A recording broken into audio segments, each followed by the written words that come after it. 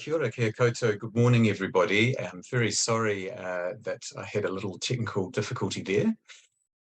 What I'd like to do is just reorient you to what are the actions in the Dementia Mate Wareware action plan, where do they fit together, and what are our next priorities? And that's what we're going to spend the bulk of today's meeting talking about. So I'm just going to share my screen so that you can see.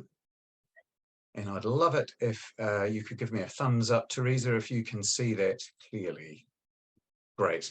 So the question is, where do we start from here? Where do we start in the country to try and work out what's going to happen next with the Dementia Mate Wareware action plan?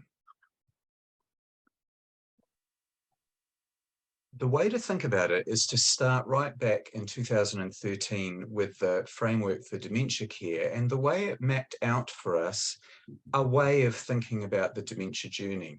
So everybody in Aotearoa, New Zealand is either in the life before dementia camp or in the dementia camp. Not that all of us will develop a dementia, of course, but we can think of ourselves as not yet having it or achieving the diagnosis or going through until we die with our dementia. That's the main contribution to us today from this initial thinking in 2013. But the framework must now bow to the action plan itself. So as we look at the action plan, there are 4 priority areas where the different action points have been laid out. They are reducing the incidence of dementia. We want to flatten that curve into the future. They are all the different things that we need to start on now to improve the system so that we are better supporting our people living with dementia and their whānau, their families, their supporters, and their care partners. We want to pay attention to the whole community so that it has a better understanding of dementia and therefore can better support our whānau living with dementia. And we want to strengthen the sector. And for many of us in this digital room today, that's us, the people in private businesses and primary care and NGOs and whatuora and takawhaiora who are working to support people with dementia. So there's another way of thinking about all the different actions in the plan that will help orient us in our discussions today, which I'll present to you just after reminding you that the government has said, this is good, we're committed to this action plan, but start with 4 priority populations. Start really trying to get it right for Māori, for Pacifica communities, for people with young onset dementia, and for people living with dementia in rural New Zealand. So if we just lay out all of the different action points, this is what we end up with. We end up with those stages of the dementia journey. Some action points go across all 5 stages. For example, forming this dementia ecosystem, which is the top issue there from the action plan, the national government to governance structure to progress the plan. That's us. That's what we're doing here in the ecosystem. But some of them fit within some of these stages only. So, for example, improved palliative care of people dying with dementia fits at the end. So those 4 different priority areas within the action plan map to these different points and stages like this.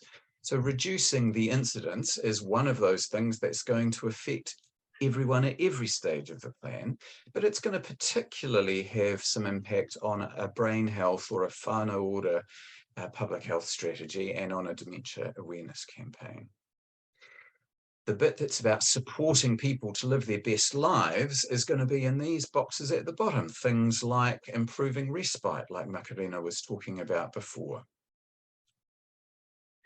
The bits of the action plan that are about building accepting communities are really around the dementia awareness campaign that the plan talks about, the supported decision-making work that the plan talks about, and then a whole bunch of things in the top box that span all those 5 parts of the journey. And strengthening the dementia sector is in the top box. It doesn't mean it's simple, it just means that it crosses all of those parts. Now, some people might notice that the minimising dementia harm section doesn't have that much specifically attached to it.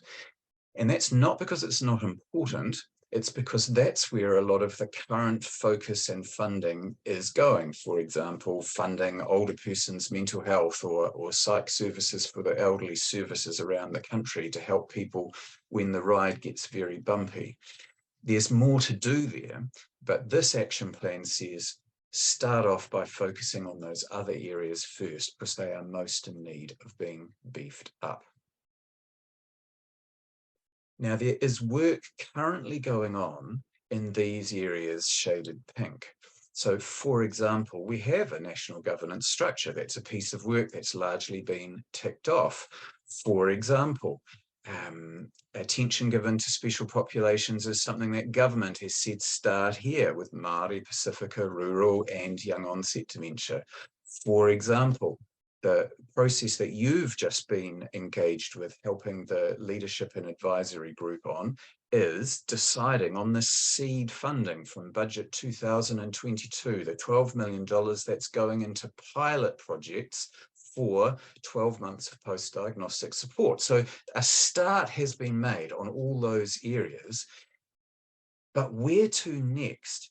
And this is where the Dementia Leadership and Advisory Group, after just a very brief conversation with you at the last meeting, put their heads together and thought that the next 3 areas to focus on, the next cherries from this tree to focus on, will be the brain health, whānau ora prevention or health promotion strategy, paying attention to how can we meaningfully support primary care to do an even better job with timely and accurate diagnosis, and focusing on the workforce. How can we boost up the workforce, both in particular for Māori, but also for everybody else in New Zealand, so that we have a better trained workforce where its capacity is strengthened and protected into the future with our increasing demand. So this is where we're starting, folks. The Dementia Leadership and Advisory Group is suggesting that the brain health whānau ora part of the Dementia Action Plan is one of our next key areas of attention. Secondly, that meaningful support for primary care to make the diagnosis and an initial management plan is a key part of the action plan that we need to pick off now. And thirdly, that we must start focusing now on what we can do with Te Whatu Ora, Takawhai Ora, and Toitu Te Waiora, which is the Workforce Development Council. What can we do with these groups and with our universities and polytechs and everyone else to really strengthen the workforce and develop a strategy, both in terms of recruitment and retention, but also in terms of training and support? So, ladies and gentlemen, I'm adding my welcome on behalf of the Leadership and Advisory Group, of which I'm a member, to you all. And I'm encouraging you now with the next part of our meeting to really drill down into these 3 areas. So what we're going to do now is have a sort of town hall question and answer session. So I'm going to stop sharing my screen and just be available as your first point of call for any questions that you have about these priorities and about how does this fit in with the whole work that the network has gone on so far. And we've got our 2 chairs here as well, and we have other members of the Leadership and Advisory Group here.